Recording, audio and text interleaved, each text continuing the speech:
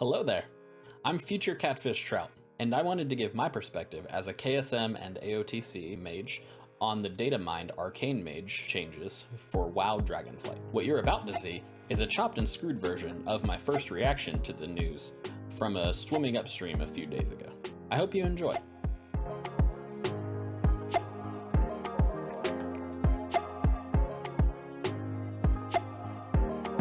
Speculated returning Covenant abilities. We've got Radiant Spark, which is really good. I had a feeling Radiant Spark would come back because that is completely integral to the Arcane playstyle now. It changed Arcane Mage from being a burn and conserve type, where you just, try to line up your cooldowns, to being more about building up one giant arcane barrage, right? By spamming arcane missiles. You don't really spam it, it's more like a channel, but whatever. Using that, plus Radiant Spark, plus Arcane Power, plus Touch of the Magi, to get one giant Arcane Barrage for crits over 100k, right up to, I think I've seen up to 130k on my character, and my character is not extremely highly geared. So yeah, I had a feeling we'd see Radiant Spark.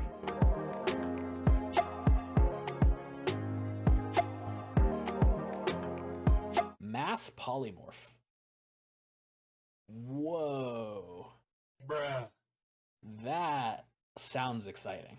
That sounds really exciting. Transforms all enemies within 10 yards into sheep, wandering around incapacitated while affected. The victims cannot take... Yeah, so it's polymorph, but for all enemies within 10 yards. It's going to be really situational for sure, right? But there are times that sometimes you just want to polymorph a bunch of stuff, and you can't, it's not convenient to do that right now. That sounds good to me. It's nice to have that as an option for sure. I'm a little bit surprised they didn't put that in the Arcane tree, honestly. Only because that feels like the kind of thing that belongs specifically to Arcane. Like, it fits that spec fantasy a little better, But I'm happy to have it on Frost and Fire, that's for sure. Reabsorption. You are healed for 5% of your max health whenever a mirror image dissipates due to direct damage. Oh, that's actually kind of cool. I'm trying to think. If you're using your mirror images proactively, realistically, you're not going to be taking much damage, because hypothetically they should be taking the aggro first.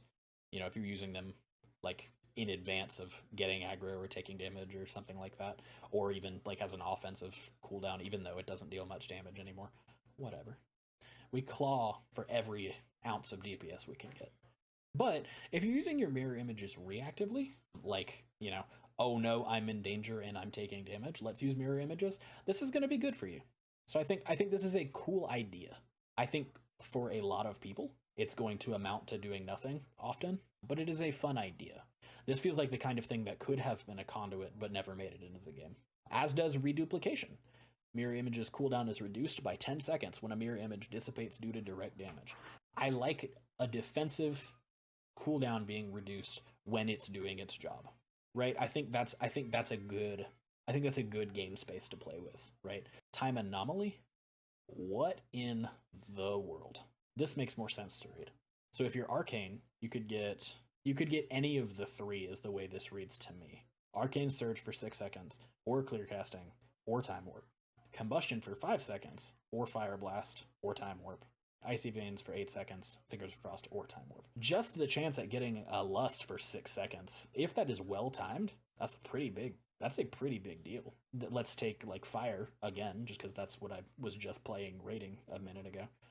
If Fire Mage, you get an extra Lust for 6 seconds in the middle of your combustion, you're loving life. You're tossing out pyro blasts like pizzas in a school cafeteria on a Friday, you know what I'm saying?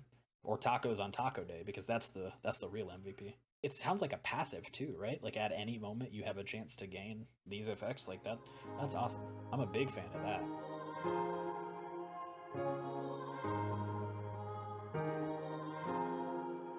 Arcane Surge. Expend all of your current mana to annihilate your enemy target and nearby enemies for up to a lot of damage based on mana spent. Deals reduced damage beyond 5 targets. For the next 12 seconds, your mana regen is increased by an enormous amount, 450%, and spell damage is increased by 10%.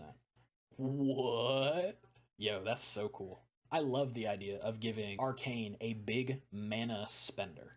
Arcane charges have Arcane Barrage as a spender, right? As well as you've got Arcane Blast to spend your mana as you build up Arcane Charges. But a full mana bar spender, like for an ultimate offensive ability, I love that idea. That is just chef's kiss. That is a game space I'm very happy they're exploring.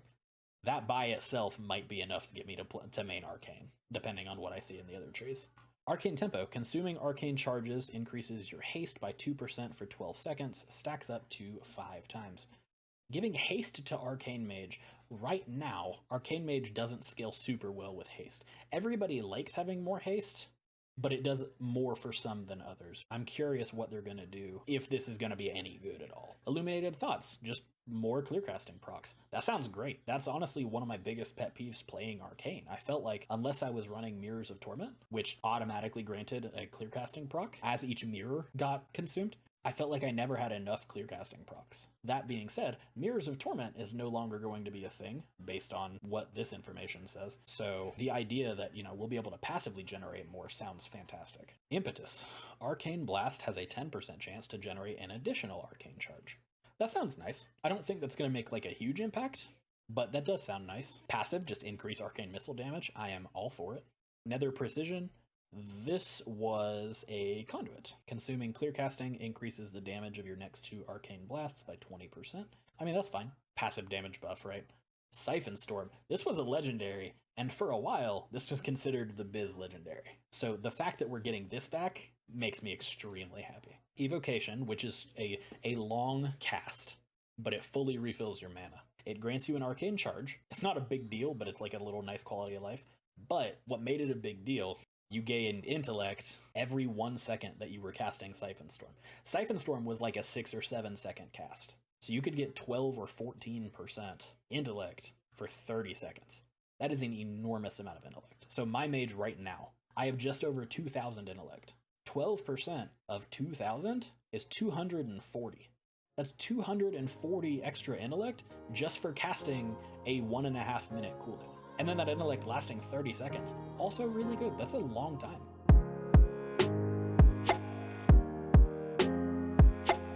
Oh, interesting.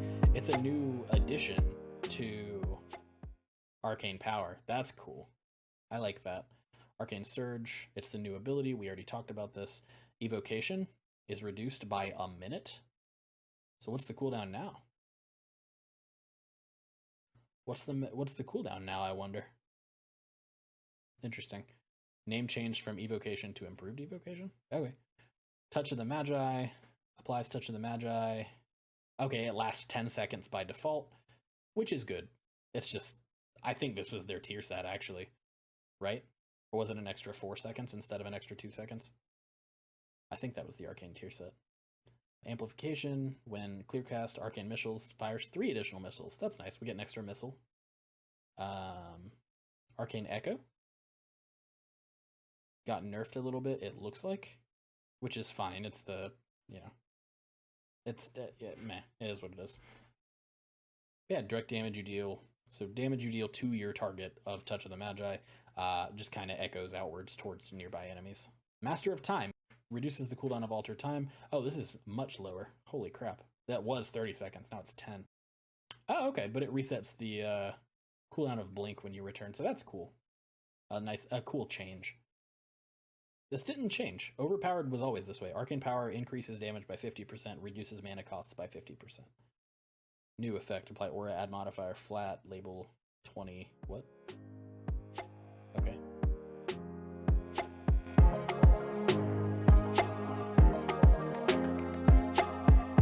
So that's everything. But let's talk about what we didn't see.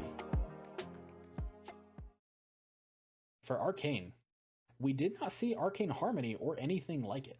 So the Arcane Missile spam into one big Arcane Barrage with Radiant Spark.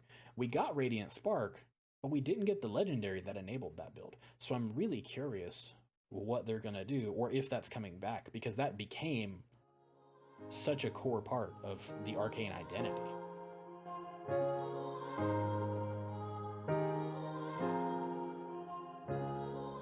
Now, things I'm most excited about for each spec. First, Arcane. Arcane Surge feels like it's going to be a very gratifying spell. It's going to be a sort of ultimate, a huge channel akin to like Void Torrent almost on a Shadow Priest. And I think draining your mana, pooling mana before you use it to maximize its damage and spell amplification, I think it's going to be a really fun spell and a powerful cooldown to play around. Well, that about does it for our Arcane overview. If you enjoyed the video, please let me know by leaving a like on the video and leave a comment letting me know your favorite part about the Arcane Mage specialization. The Fire and Frost videos are coming soon, so be sure to subscribe and ring the bell if you want to be notified when those come out. And as always, thanks for watching, and I'll see you next time.